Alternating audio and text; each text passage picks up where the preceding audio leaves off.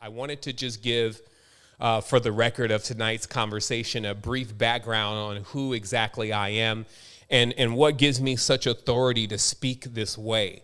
Because some of the things that we're going to get into this evening, some may feel, especially if they've been researching or studying it for years, they may feel a little bit bruised about some of the things that I may say just directly and like, hey, this is what I see going on. Are you seeing the same thing? And they may wonder, well, has it been only a year for this guy and he's been studying this, or, what's his background? And so my background is that I've actually been studying esoteric knowledge my whole life. Since I was a child, it was a prerequisite in the house. However, I had also the slingshot effect of anyone who is raised in a spiritual environment or a church or something like that. And, you just want to get out into the world and go wild, especially if you're catching a little bit of drift of the energy moving through. I'm also 42 years old. I turned 43 here on the 22nd of this month. Awesome. But I'm in a specific age range that has allowed me to see enough of the planetary existence. Now, I'm not sitting on a ripening old 70 years of hoary age. However, I've actually been able to discover that there is somewhat of a loop that is happening inside of our lives. There's these epochs that we're all going through in our consciousness, and it allows us to be able to time where we're at, like what space am I in infinity, and I'll get into that a little bit deeper. So in this process of my awakening, I will say that in that experience, I had a full-blown, what you would call a Kundalini awakening in the city. I had no clue what the word Kundalini was, but again, I'm coming from a spiritual background, so I knew I just had activated. And I had activated in such a strong way for 2 weeks, I was able to see things as they really were. And the reason why I mentioned that I had this Kundalini awakening in the city is because I feel like it's a totally different awakening if you're out in nature. Maybe you're out in the Himalayas. Maybe you're out in, one of these pure, pristine places, and you go into opening your third eye to see all the beauty of the existence and the shimmering, of all the energy that's here, versus you're being... you hear the blaring of the horns, you feel the energy of the Titan buildings like AT&T. You see a lot of different work going on the streets and on the ground as far as real craftsmanship. I'll say it that way, meaning you start noticing that certain buildings, certain objects, certain statues, certain places resonate certain types of energy. And you also see that there's literally like a framework, like somebody has built a grid inside of this system. This is that full-blown Kundalini awakening inside of a city, right? So you begin to realize, hey, something else is going on here. And also in that, I received as a guide, as like a compass, I received a code that allows you to not just unlock English, but unlock all languages. I was shown that the words had been something we were overlooking, and that we needed to really go back into the words and make sure we understand the actual definition of each word and the origin of each word, because the words are functioning like a program inside of our consciousness. We think in them now. We talk to others in them. We say we want to do things. We project into the future with them. So they're so important, and so much important that people had kind of forgot how important they were and did no longer pay attention to their value, for better or worse. So I received something that allowed me to understand the code within the language. And then in my process and experience, I pretty much just wanted to go beyond and keep going beyond. I had started seeing what beyond is. I was very entertained by that. I was completely turned off by the world, already reaching a certain level of success. Still feeling like there was no answers here, and I was ready to keep pursuing this journey. And I was asked by what I would say is my guide, my personal self, my higher self, had I done the best to make sure that this code that I received had been given to the beloved, which meant everyone. There was no one that was excluded from that list. And I said, well, not really. I guess I could do a little bit more. And so I wrote this book called The Code to the Matrix. And it took me about 30 days to write this book. It was highly illustrated. And then I immediately put the book on scribe.com, where you'll find it today, because I published it for free. And I was like, okay, here it is. Here's all the knowledge and the wisdom that I received from this real download, this light code of information that is applicable inside of the physical reality that I'm living in, a code to the language. Here it is. And I called the book The Code to the Matrix, off of a pun that the code to the Matrix was the main thing being searched for in the movie The Matrix. And needless to say, the book actually went viral. It was incredible. Within 2 to 3 days, I did leave my little email address in there, whatever. I think I was still using a Hotmail address or something. I put it in the back of the book, and the email just blew up with people saying not only was this edifying them, but it was also even taking them deeper into some of the experiences that they had. And that some of them had never really thought about looking at language this way. And it was immense to see just how much had been erected around them with this code. Meaning, with the awareness of this code, it was very, very powerful for them to begin to see the reality. Now, let me slow down for just a moment here.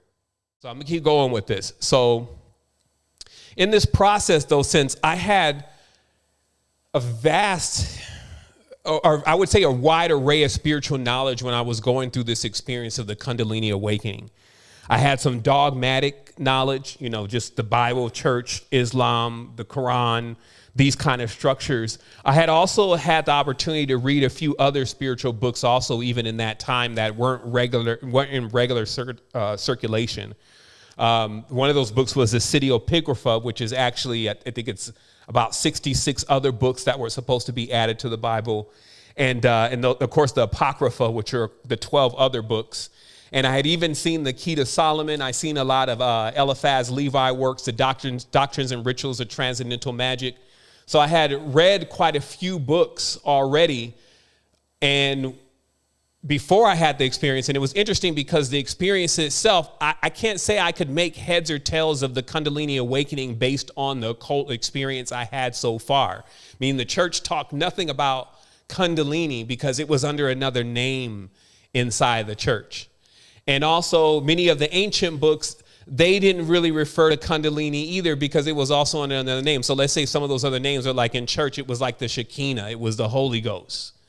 In other works, it was Sophia or the Oracle of Delphi, right? So these works were writing about this same kind of energy and the same kind of wisdom moving around like a spirit. But because the names were different, I never connected the two. So even when I went through the experience, I had no clue of what I was actually going through. In fact, I even thought that there were some other people who I had bumped into from time to time in life that may have more of an understanding of what I went through. And when I finally found them, they didn't. So I was kind of in this weird position because I actually knew what I had gone through as far as an experience, but I didn't know what I had went through as far as it actually being documented somewhere and someone knowing the truth about what had occurred. So what I did was just what any person that also has a very strong logical side. I always had a very strong logical side, also working with technology. So I emailed the Kundalini Society of New York. And in this process, I realized, in this process of actually emailing the Kundalini Society of New York, because I just was like, let me email them, because I found out that what I was having was a Kundalini Kundalini awakening. And because I had received this code, I was thinking like, man, maybe I'm here to deliver something to the world that's going to change the world. I mean, that's how I felt with the energy. That's how I felt with the wisdom. And so I emailed them and they never emailed me back. And in this process of weeks going by, I had since liquidated my entire life. I decided to come to Costa Rica and kind of get away from everything and everyone for a moment so I can resort my consciousness. And in that process, could you believe I actually received an internal email by accident from the Kundalini Society of America? And when I say by accident, it was a forward that was going through the office of this email that I sent in. And what the person said was, hey, David, which I guess was the president then of the Kundalini Society, this guy, the way that he's describing his experience, he has it. And so I got this internal email, and needless to say, I didn't know what it was, but I felt at least reassured that, okay, I have something. And even though they're not contacting me back, I need to go further. So this going further for me wasn't contacting external people. I could literally see energies around people and what was kind of going on with them and being wrapped up in some type of web. So I started pouring through ancient knowledge. Like me and archive.org was best friends. From one keyword to the next keyword, I was finding out that there was this whole ancient atmosphere that had already been put together explaining not only this experience, but more. And because I was already armed with this cipher, this way to decode words, it was speaking to me and it was telling me all sorts of stuff. And this stuff was riveting. It was showing me how illusionary the world is, just how divisive things can really be here, and how many of us have been here for beyond what we could call time. That many of the beings here were almost trapped inside of a loop of pretending and had gotten lost inside of this. And I started wondering, what is this? And how can I explain what this is even to others? And because I had this also technological, very logical background, I started finding out that there was like this universal code within everything. Like it was in cars. It's like the reason why a car works is because it has the same components that the body has. If you understand what the voltage regulator is, from the central processing unit to the engine, being the heart, being the brain, that there was a correspondence, a blueprint that if you went by that blueprint, you would create something that actually functioned. And if you didn't, then it would come back void. It just wouldn't work. And I was always just floored by this idea of everybody coming into this awareness, because I was like, man, all the things that are happening crazy in the world, all the gaps that we have with this awareness of what God is supposed to be, all of this stuff can be fixed if this code is in the hand of humanity and they actually start realizing what the truth is. Now, that was 12 years ago. You can imagine I came into a world that wasn't really ready to wake up to a nightmare. I didn't really think that one through properly. I really thought that if you gave this knowledge to everyone, that all of a sudden that it would be just joy through the streets. And what I was met with was doubt, fear, judgment, and all of the things that have done quite a bit of work in this world. So I kept on my thing. I started on my thing. So I kept going. I kept reading all these books, and it was going deeper and deeper.